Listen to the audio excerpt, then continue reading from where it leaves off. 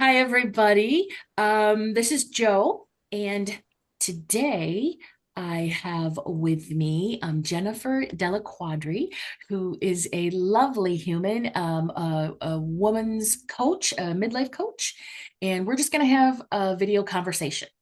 Um, the podcast is on hold. It's been on hold for a couple weeks now while Furley's and I sort of figure out what direction we're going to move in. But I still like to have conversations. So I'm excited to welcome Jennifer and talk to you about what's going on. What do you want to share with us today? I'm so glad to be here. And I always feel like these types of conversations happen in divine timing. And Yes. you and I were just connecting before we hit record, and we're kind of on similar journeys. And I always feel like having these conversations publicly, it helps us as the two people having the conversation, but it also helps those who are drawn to it. And it's like Yep. this conversation is meant to be received by those people who are meant to hear it. And it also can normalize some of the things that we've been going through that I know that the people in your audience have been going through. And so I'm just kind of looking forward to chatting with you about it. I'm excited. We are on similar journeys, and I loved catching up to find out how those dots connect, but also incredibly individual journeys because we both have sort of this mission. We've both been called into service in different ways as spiritual leaders. And listen, I am not excited about calling myself a spiritual leader. I fight with that, but honestly, I am leading people through their spiritual journey. So as are you. So you know what? We're spiritual fucking gangsters is what I'm Well, gonna and it's call one of it. those things where there's not one title that can encapsulate all that you do. So No, that can just be one of many it's ways one of of many. referring to your services and your Mm, work here. yeah, yes. Okay, so let's see. Tell us your story. Tell us about how, the moment that you realized your life wasn't aligned with who you needed or wanted to be. What was leading up to that and what led you into where you are now? I'm so excited to share this story because anytime I tell people about it is their mind is blown. And having lived through it, it's like I feel like yes, I blew my own mind, but at the same time, now looking back a few years later, it's so clear to me what I did, but I didn't realize what I was doing. So Mm, basically, long story short, I manifested the exact life that I was wanting. So I went from being in a place of dissatisfaction and disharmony to being like, wow, this is exactly why I went through all that. And also being able to look back and recognize what I did so that I can help other people do the same thing. So there, nice. so I like to call it like it was a quantum leap of Yeah. sorts. Yes. And in the middle of it, I didn't know that that's what was happening, but it's so easy to look back in retrospect and see what was happening. So I'll get into the story of it. So, and also just as I share the story, I'm going to share the method that I've created to explain how I did what I did, because this is not something that is unique and special to me. This is something anyone can do. And one of my roles here on earth is to be an educator, to be a teacher. And I like to simplify things as much as possible to make it easily accessible to the people who are needing it, right? Yes. I love So, and that. that is why I named my business years ago Subtle Shifts, just because I recognize that that's how I make changes in my life is by changing little things, but just being consistent with it. And I'll get into that a little bit as I share my story. So, the method that I am going to be talking about is called the Subtle Shifts method. So, Makes sense. let's begin at the beginning of it Yes. all. And Gather round, children. gather around, friends. And I'll tell you about a time when I was dissatisfied in my life. So, after college, I went into the field of education. I was a classroom teacher, 14 years. I loved it. Like I said, my soul's calling here is to be a teacher. So, working with kids, perfectly aligned with who I am and who I was in my life. The nurturer in me was fulfilled. It was also the role I was working while I was raising my own young kids. So it was perfectly aligned for that phase of my life. And so I was teacher for a long time and lived in a house that we had bought. It was a lovely house in a beautiful neighborhood, served our needs for quite a long time, about the same amount of time. But there was a moment where I went back to a new school year and I was sitting in the like welcome back meeting and I had a pit in my stomach because I knew that this isn't where I was supposed to be anymore. Mm-hmm. Mm-hmm. And it's not because I didn't love the kids. It's not because I didn't love teaching. It's because my soul was being called to evolve. Yes. So that's where I was. And it was in that moment I'm like, I need to change something. I need to change my life. I need to figure it out. And then at the same time, kind of concurrently in our house, we had been living there for a while, but also raising our kids and like me working part-time. And it was the finances were thin. And so we were stretched financially living in this house. And as such, we weren't able to invest money in the upkeep, in building, adding on, or upgrading, or, the carpet and like, all those things. Yeah. It just felt like it was energetically to me, felt like it was crumbling. It just felt Yeah. very, right? Even though it was a beautiful house. But to me, it was just like, this isn't it. There's something, it doesn't feel right to be Yes. in the house as it is. I didn't know what that meant. Like I wanted to renovate it. I wanted to upgrade it. I wanted to be able to have the money to paint and all those things. But it again, both of these things were happening at the same time. And so that was kind of like the kickoff moment. Yeah. And so in my method, the subtle shifts method, that was what I refer to as phase one, which is the call, where you're feeling dissatisfied. There's something going on that doesn't feel aligned energetically anymore. You may not know exactly what's next, but you know what is no longer aligned Yes. for some reason. So at that point, I made a decision to do something about it. I'm going to figure out how to get myself or get out of this situation and figure out what's next for me. And so that's basically I answered the call. And I like to refer to like old horror movies. The call is coming from inside the house. Yes. Right? So I answered the call and I'm like, okay, I'm going to do something about this. And that's when I entered what I refer to as phase two, which is the cocoon phase. Okay. That's when the inner work is happening. Mm-hmm. And for everyone, the inner work is going to be a little bit different.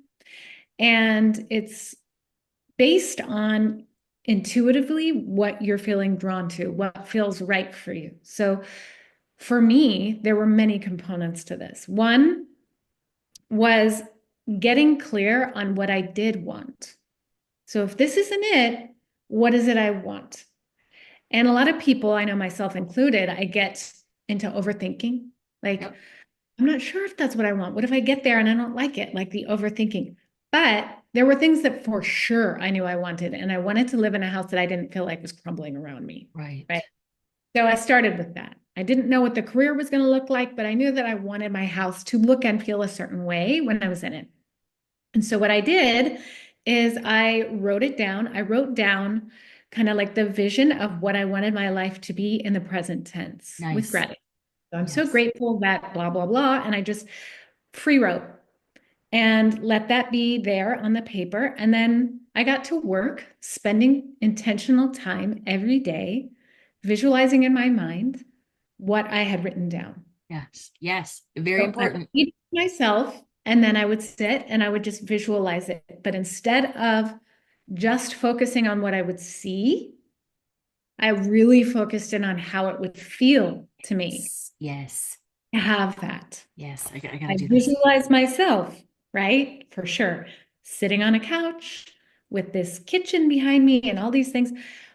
That visual was there, but the feeling behind it. And I would sit in that feeling of it's done energy, it's figured out. And to me, the feeling was contentment. Yes. Yes. And it's that heart brain coherence. It fuels that. That's the creative energy. So I did that. That was one part of my intentional work in the cocoon. The other was hiring a life coach. Yes. and my life coach was fantastic at helping me realize the patterns that like self-sabotaging patterns, but like basically based on old stories that I'd been carrying about myself and who I am and who I'm not, and the overachiever and burning out and all of that. I also went to therapy for the first time. Yes. So I was addressing my inner struggles and also just being vulnerable and being able to be honest about what's going on and sitting in the heavy feelings and allowing to process and all of that. And also just really for me, it was recognizing that things don't feel right. I don't feel good. And that can be really hard as a high achiever. Like the high achiever in me wants to be on the outside, like everything's fine. But it wasn't. Right. And I was able to admit that and get support for it. So hiring a coach to just really working on myself, hiring the therapist, reading a lot of books, a lot. I was devouring every personal development book that came across my way. And then what I recognized to find to be helpful was from that intention and that vision of the person I was becoming, what would she do? Who is she? And then I worked on becoming her now without everything figured out, without the external reflecting what I was wanting. Like, I need to become this person now. And also to kind of go back on the visualization to cap it off, it was always, it's this or something better. Yep. Right. So that releases the control. It doesn't have to look exactly like this. It can be something different, right? But I'm Yes. releasing it to the universe and trusting that it's going to. Yes. Yes. You're opening up to whatever that is because you've already put your heart coherence out there. Your heart has already Uh-huh. said how you want to feel. And now the universe can say, all right, now I'm going to get to work and give you, Right? right? Your external starts shifting to reflect your internal. I love that. Yes. So then, going back to the what would she do? And it all comes from a place of self-trust and tapping into that contentment and that belief. It's all working out in my favor. Yes. And that doesn't mean that my life was perfect. Like I was sitting there going, oh my gosh, this is glorious. In fact, it was the opposite. I went through some of the most challenging times. Well, like with my daughter, she was struggling with her mental health. I was taking her to facilities and hospitals, and I was stressed out with work. Like it was the most intense time Mhm. while I was sorting through all of this. But at the same time, it's not like that detracted me from my belief that this was all working out in my favor or in our favor, right? So it was hard. Yeah. No lie, it was hard. So yeah, I embodied that person. I stayed curious. Like what is this experience here to teach me? I know you and I had talked about that. Yes. What is the lesson in this? How is this helping me evolve as a person? These challenges. And that, in essence, is aligning me with this version of myself that I'm tapping into because who I was imagining becoming needed to go through that. Yes. Right. Yes. Yes. So Absolutely. I was actually seeing I went to a psychic medium at an event that I was at. It was just one of those fun things where she was there, but we had like a 10-minute reading. And it was incredible because she sat down and she said, your life, it feels really good, but you don't feel good at your house. And I was like, okay, tell me more. She said, because of the clutter, like it doesn't feel like a safe haven. I'm like, how did you know that? Psychics, you can't trust them. They're witchy. Right. Yeah.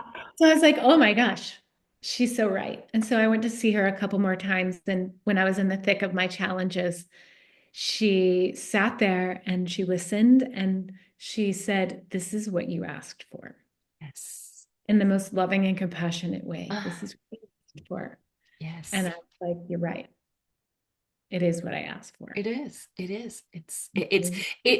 What throws us literally is the external that shifts to match the internal. And that's that's the tower moment in tarot.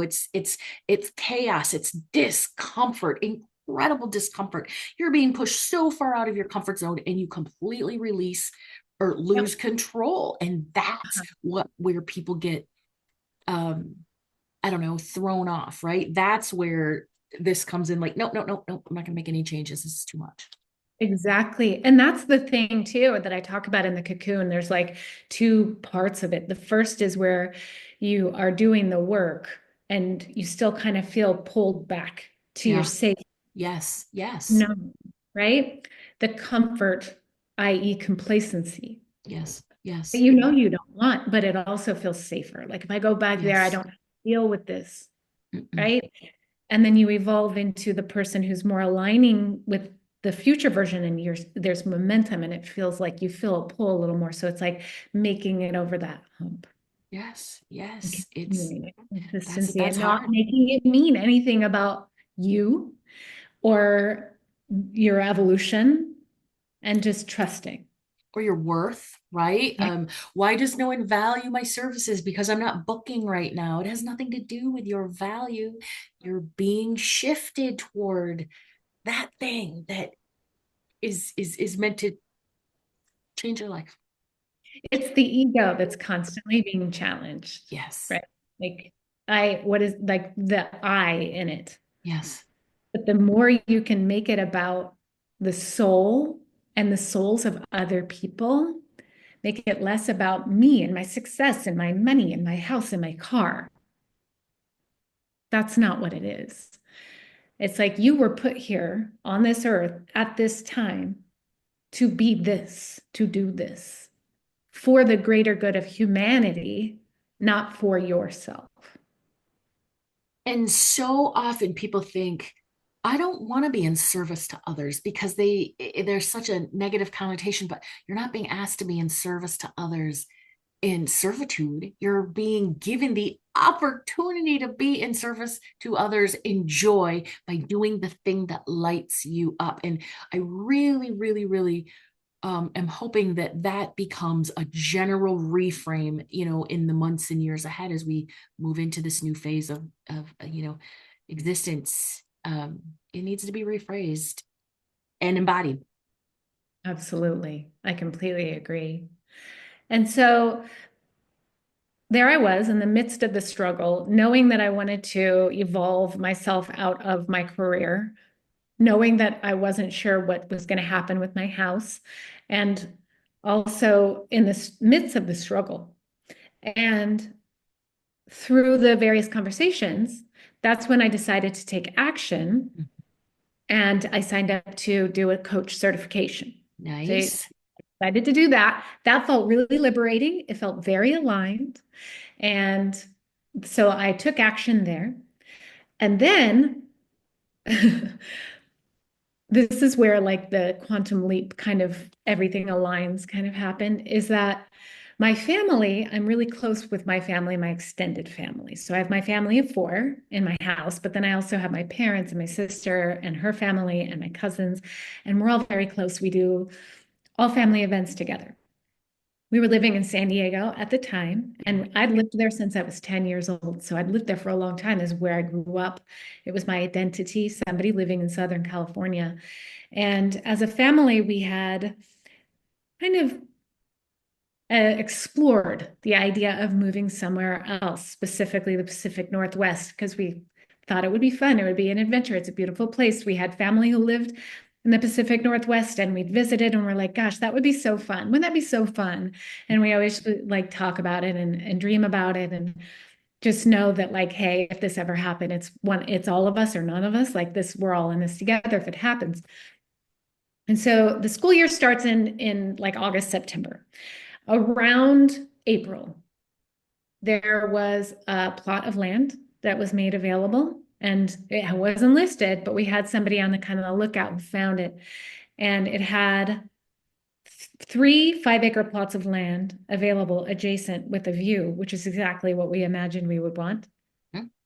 Came up, we looked at it, we decided to buy it, and that set the wheels in motion for us to move 1,000 miles away and Shift. build custom homes on on a 20-acre plot of land because we ended up purchasing another 5 plot.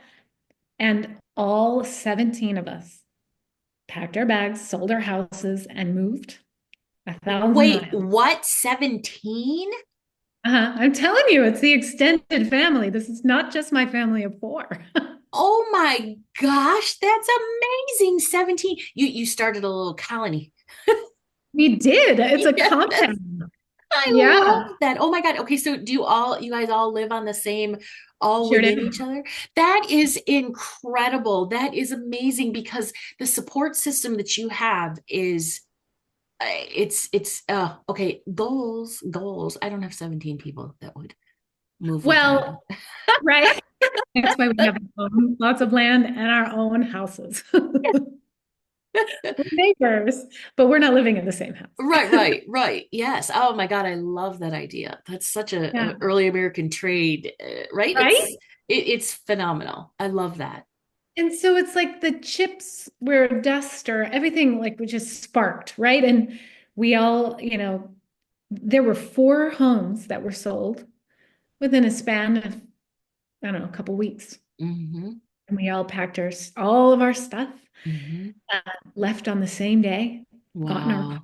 Wow. Like the And Oregon Trail. exactly. The Oregon Trail, all the people and all the pets. Hmm. And yeah, so then that was in our official move was in July, but we knew we were going to be moving in April, May Yeah, time. So from September to May, the trajectory of my life completely split. absolutely. I knew I was leaving my job. I knew what I was going to do Yeah, professionally. yeah. I was going to be leaving my house, my community, my friends, everybody Hmm. to go to a place that I was being called to move to Yep. with my entire family. That's the crazy part for me. Yeah. Right. So a year Yeah. later, living somewhere completely different, doing something completely different. Hmm. And That's a huge and shift. so that's the phase 3 of the subtle shifts where your external is Yep. now matching that kind of seed you had been planting Yes. beginning. So it's more the external work. It's just being consistent with being that person and continuing to align yourself with that version of yourself that feels good. Hmm. Hmm. Yeah. Mm, I love this. You know what? This is aligning, other than the 17 family members, 14, this is aligning with my journey from Michigan to Oregon. So I Yeah. love this. I'm like, oh yeah. Okay, tell me then what happened. Well, okay. So then what's interesting is that was in 2019. So that's like Mhm. right before the pandemic hit.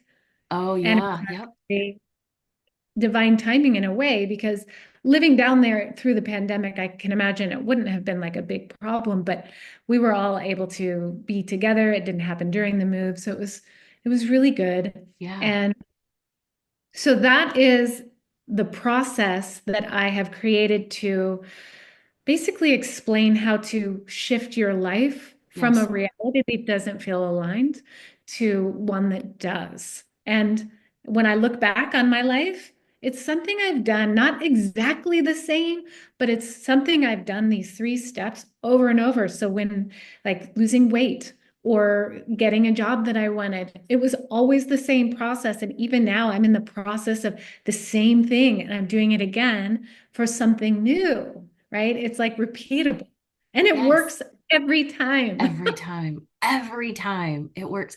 So you started to feel the shift once again? I sure did. So, yeah. So, you and I met when I was coaching teenagers, Yes. parents of teenagers. Hmm. And that is when I very first started coaching. That was the demographic that I was being called to serve. Yes. And that's where I was in my life. Like I said, my teenagers struggled a lot with mental health, and I knew how hard it is to parent a teenager who's struggling. So I wanted to offer support to parents and teens who were dealing with that. And it was perfectly aligned at the time. And then a few months ago, I just kind of started to feel like as much as I still loved it, just like when I was teaching, that there was something more. There's Hmm. something more for me, Hmm. and feeling that itch and getting curious. Like, okay, Yes. this is not the complete evolution, what is the next phase for me? Like, what could that look like? And it's like, once I acknowledged, because there was a lot of fear, like, if I let this go, all of the things that I built and created and all the things I've learned is just going to go to waste. I had to let that go because that's just not true, first of all. Right, right. But also just recognize, like, it's okay to evolve. Yep, My yep. identity evolves. Everybody's identity evolves, and it's essential for that to It happen. is essential. Yes. So that's the moment I made that shift inside myself, like, okay, this is actually what I want to do. I really want to focus on coaching women who are experiencing what I experienced and have Yes. multiple times in my life. What's next for me? This doesn't feel aligned anymore. I'm ready for this next evolution, but I don't know what to do, and Hmm. help them through that. And the moment I made the decision, like, well, this is what I'm going to do, I was already there. Like, I'm already there. I'm already doing that. I feel like I've been doing it for years and years and years inside, Hmm. and I'm starting to work on letting the outside reflect Yes. and bringing it in on the inside. Yes. Well, remember, I think it was like in the midsummer, we had Yeah. planned a collaboration, and it was such an what it was a sound bath helping teens or giving parents and teens, knowledge on how to manage energy and all sorts of Yeah. really cool things we were going to do. Right. And it just, I think, what did we have like one or two people sign up? Which was weird because when I got that first initial inspiration, like, let's do this, or you and I were just talking, and I got so lit up by the idea of, giving kids or teens some tools to manage their empathic abilities and claim their sovereignty. And that type of when I'm lit up, that's one of my signs. This is what you're meant to do, right? But then it didn't pan out, and you and I were both disappointed, but we weren't like, we were like, okay, well, let's just put a pin in it. We have this cool space that we can, hopefully within the year do something else. Um, and here we are. Both of us have shifted our, direction, and so, oh, my crown is tingling now. So maybe that's what brought us together. Yeah. I don't Yeah. know. We'll see, right? We'll see what happens. Exactly. And that's the being open and curious and just see what unfolds, and always coming back to, how does it feel to me in my body? Is this aligned? And not, and for me, it's always the getting quiet. It's essential for me to have meditative moments where I'm just breathing and I'm allowing. And that helps my mental health for sure. But it also helps me in knowing what's my next right step. Yes, yes. Mhm. I love that. Okay, so let's see what else is on my list here. This I have zero skills in video editing, so this is not going to be edited at all, right? So my dog's over there. Look at him. You know what? He's just He's like, chilling. I'm here for this. Like, all this is going to stay in. So let's talk about I want tell us about the shift from how you moved into releasing those limits mentally. Um, because there is a lot of inner talk going on. And what about that self-doubt that is just almost impossible to get through, because it's not about words or thoughts. It's legitimately ingrained programming due to like your astrology, your numerology, your human design, those things that require embodiment, but that are just a bitch to get rid of. How do you move past those, or what do you tell your clients Yeah. to get over that hump, to actually make that shift? That for me, the thing that works for me is, like I mentioned, going inside and just allowing the thoughts to settle. And when I recognize that I'm in an anxious, overthinking, trying to control pattern, that I back off. Like, Okay. I am somebody who has had a tendency to force and control. Yeah. And I did not recognize my perfectionistic tendencies until I went to therapy. Right. Right. So having someone on the outside give me the space to be able to talk about it and reflect back to me what they're seeing and what they're picking up. And that's why doing this work by yourself can be so hard, because you're easily blinded by your old patterns. You don't recognize the limitations that are there because they've always been there. Right. And so somebody's there to listen and hear you talk about, and, talk about your habits and your thoughts and your relationships, and reflect back to you and maybe point out some blocks that you may be having, or with loving compassion. When I had my very first therapy appointment, I was talking about all the things in my life that were really hard for me. And my therapist said, "Do you think you're a perfectionist?" And I said, "No." Because I was thinking in my head, I'm like, my house is a mess. I'm so disorganized, my car, and like all these things. Because I was defining perfectionism as somebody who has everything together. It's perfectly clean, it's perfectly organized. My perfectionism shows up in a way of like, I'm really hard on myself.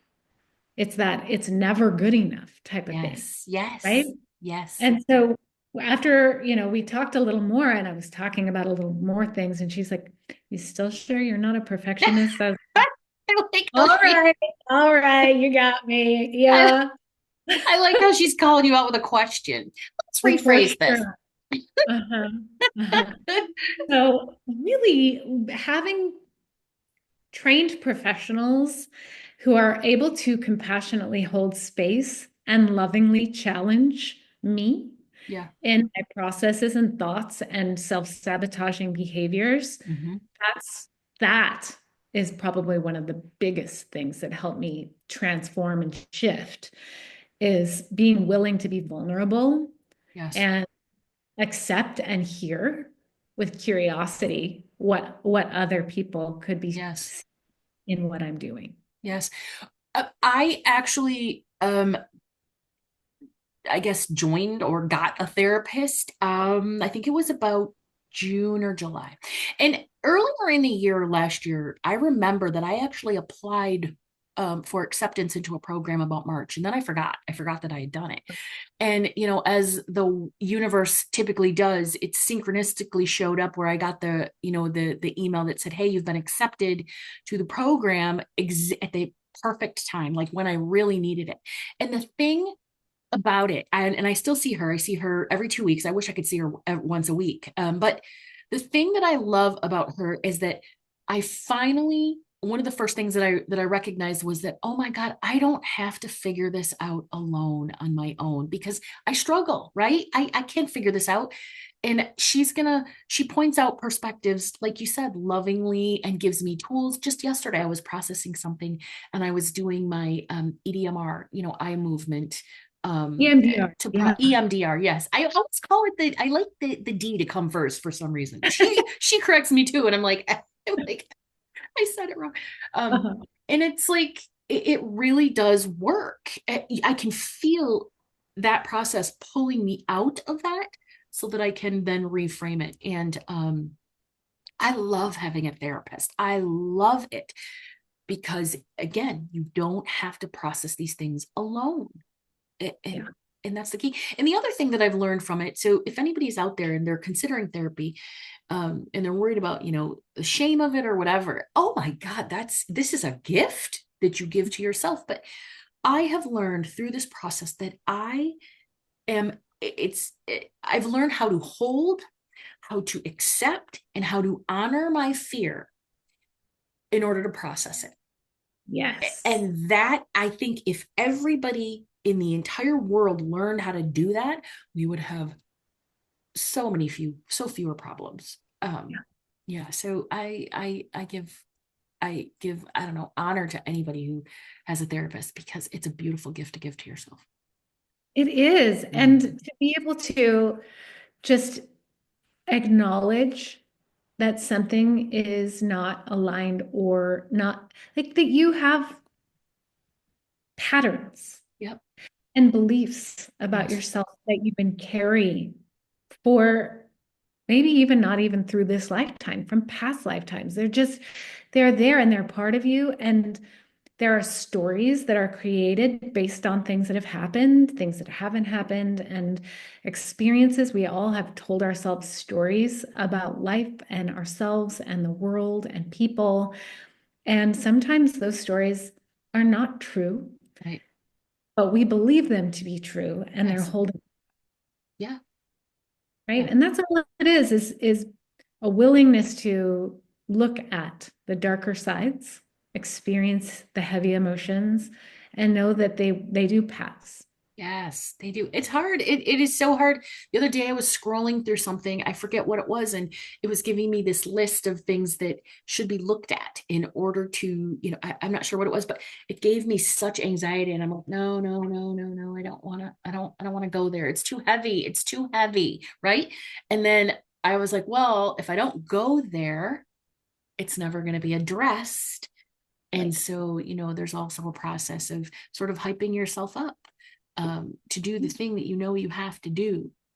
Yeah. And if somebody is listening and they're like, well, I either can't work with a coach right now, or I can't afford it, or whatever, there are other ways to be able to process those feelings. And Yes. for me, one of those really great ways is movement, walking, Yes. exercising, yoga, letting the energy flow through you Yes. and expel it in a way. And a lot of the times I'll process emotions just through while I'm exercising. Their Yeah. tears will fall just out of nowhere.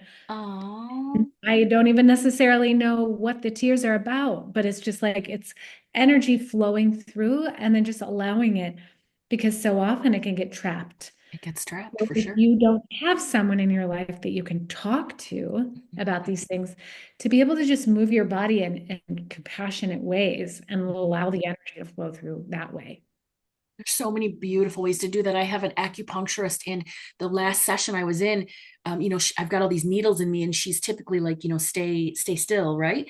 And I'm like, I felt like I was having restless leg syndrome, and I said I have to move my feet, and she said that's okay. And I mean, it was just like, nonstop. And I'm like, oh, this is all this energy that's now flowing that needs to get out. And so I can see how um, that would create emotion because it was emotional. I mean, I love yoga as far as like stretching and all of those heart opening um Yep.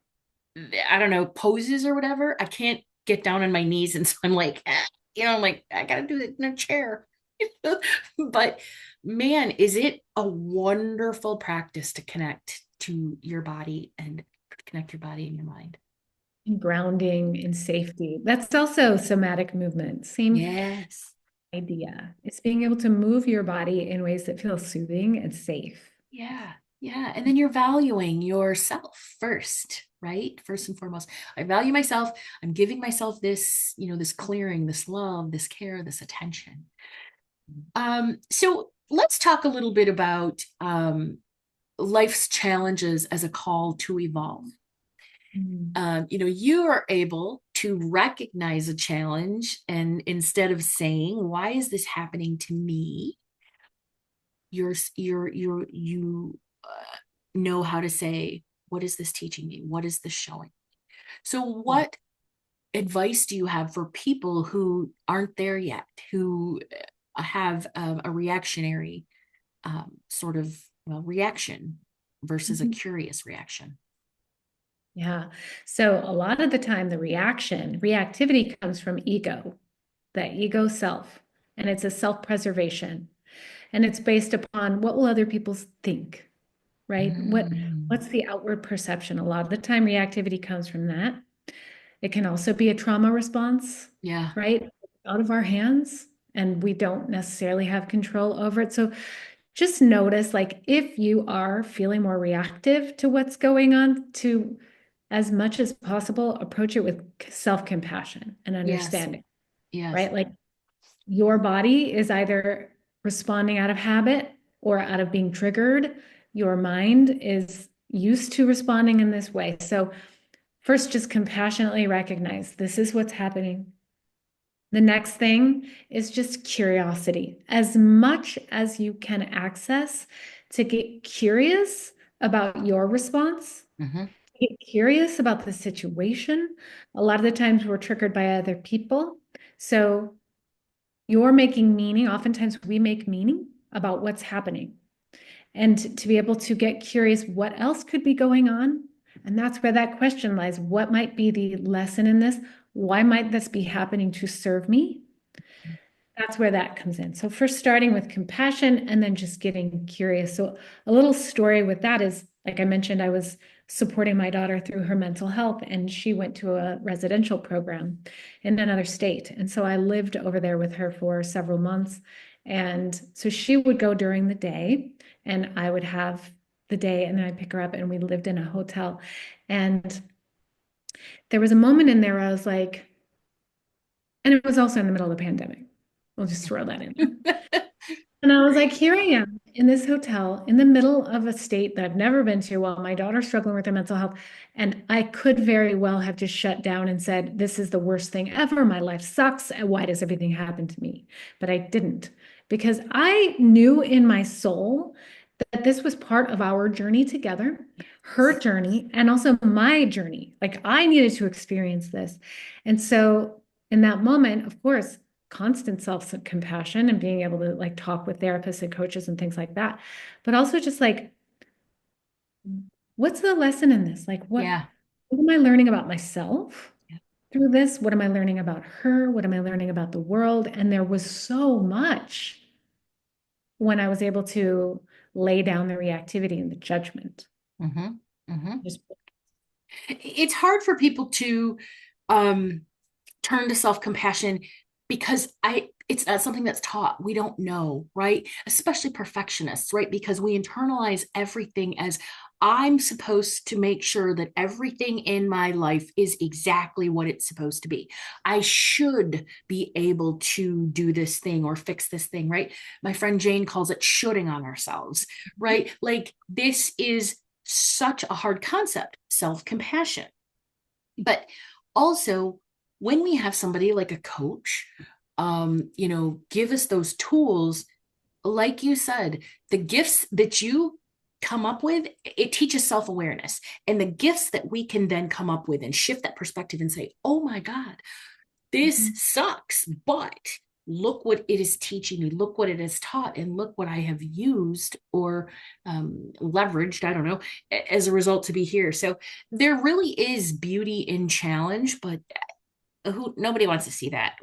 We just want to boot Right. the challenge, get out. Everybody wants to see the hero's journey after the hero has achieved Yes. the journey. And it's like the so few people are willing to step out when they're in the messy middle and just be like, this is really shitty. Yep. Yep. Yeah. Always after the fact, like, wow, they made it through that. That's so amazing. Mm-hmm. And there's also, just to specify, by being curious and compassionate, it's not spiritual bypassing. It's Right. not Oh my God. Yes. everything is flowers and rainbows and it's No. all working out in my favor and everything is magic. Absolutely not. Like No. while I was being curious, I was also sitting in the muck Yes. and Yes. having really heavy feelings and allowing for both. It's the duality. There is both. The duality is the whole point of human incarnation. It's understanding that yes, you are a spiritual being, but that you have to use all the tools of the spiritual in order to master the physical. And just to touch back on toxic positivity, within my soul shifting, it's an ebook that I've dropped, and within that, the concept of toxic positivity says, hold on. First off, it's bullshit because physiologically, when the brain is experiencing all of these things, it's in fight or flight. It is not in, there's no way to think positive. It's nonsense, and it can also be detrimental to emotional health. You know what I mean? Like, I'm not doing it right. I suck. I can't do this because I'm terrible. It just has to go. And people also use it in such a leveraged way for judgment and superiority. Don't get me started. No. Because even in the story that I shared when I was doing the visualization and the reading of all the things, there were days when I woke up and I'm like, this is bullshit. My life sucks. I don't want to go to this job. Nothing is changing. There were still days where I felt like that. Yes. Yes. right? And even when I was reading and visualizing, there was still doubt. Yep. Like, why am I even bothering with this? Like, I am still a human being. Yes. And so it can have a magical undertone, Yes. but it's also completely realistic. You Yes. are a human being having human experiences. Yes. Yes. And instead of toxic positivity, that's when we need these tools for holding, accepting, honoring, and processing our fear in healthy ways. It's just, and I think I do believe that it's on the way out because a lot more spiritual practitioners, mental health professionals, everybody who helps people get through these challenges is saying, no, you need to process your emotions. Mhm. Um, what are three things that you would tell somebody today to start shifting? Yeah. Well, first is just acknowledging, being able to be honest with yourself that something doesn't feel aligned anymore. Yes. That's number one. Number two is to answer the call and also trust that you will be answering the call will be accessible at the right time. It's Yeah. never going to feel like 100% certain. Nothing will, but just answer the call and then get curious, right? So I would say that's step two. Answer the call, get curious, and start opening up to possibility. And then I would say step three is it kind of goes with the whole subtle shifts thing, patience and consistency. Like just because it's not working out today doesn't mean it's never going to work out. Mm-mm. Just because you didn't show up the way you had hoped to today doesn't mean you're never going to show up like that again. To just be consistent with it, continue putting one foot in front of the other and lean into the self-trust. Yes. Yes. I Yeah. love that. Consistency and self-trust is literally should be a personal pillar. Mhm. Consistent. I'm going to be consistent with this and I'm going to trust. I'm going to be consistent with this and I'm going to trust And no consistency matter what doesn't you're mean it's doing. continually doing the same thing every single day. Consistency means over a long span of time, you've remained consistent. It doesn't mean there were Yes. days where you didn't show up. It Right. just means you continued and you were consistent walking that path toward the destination that you were wanting. That's important. Thank you for pointing that out because I think even for me, consistency means, well, if I don't do it every day, then I suck at it and I'm not doing it, especially with my numerology because I have a solar five. Fives loathe consistency of any kind. It's just, you know, counter to our wiring. So, and then also manifesting generators as well in human design. Manifesting generators need a lot of different things and to move from so thank you for that. That's reframing consistency is something that's really important. Yeah, Yeah. for sure. Okay, so tell us where people can connect with you to learn more about subtle shifts. How can people work with you? Absolutely. I have a free Facebook group. It's called Subtle Shifts Community. Go ahead and Excellent. join there. And that's where I share everything that I'm offering. I share links to my podcast, which is also called Subtle Shifts. It's a Nice. way to know me and what I talk about. And my website is jenniferdelliquadri.com. And that's where all of the information on myself and how to work with me is all there as well. Okay, wonderful. I love that. So join her Facebook group. I'm going to go join there. And I just restarted my Facebook group, and it's called Spiritual Tetralogy Community or Spiritual Yeah, Tetralogy. So let's join each other's, absolutely. and that'll be fun. Gosh, I can't think of anything else. Is there anything else that you want to share, or some outgoing wisdom you want to just Yeah. throw down? I guess the last thing I want to share is that you listened to this or watched this for a reason. This is here for you for a reason, and to get curious about how you're going to let it land in your life. What resonates, and since being subtle and taking small intentional shifts is what it's about, is to take one thing from this podcast episode or this show that resonates and say, okay, I'm going to do that one thing. I'm going Yeah. to implement that one thing. Yeah. Thank you. I love that. That's amazing. Thank you so much. It was a wonderful conversation. I love this. I just want to have all of these conversations with everybody that's So on good. this path. Okay. Yeah. All Good right. job. Thanks, everybody.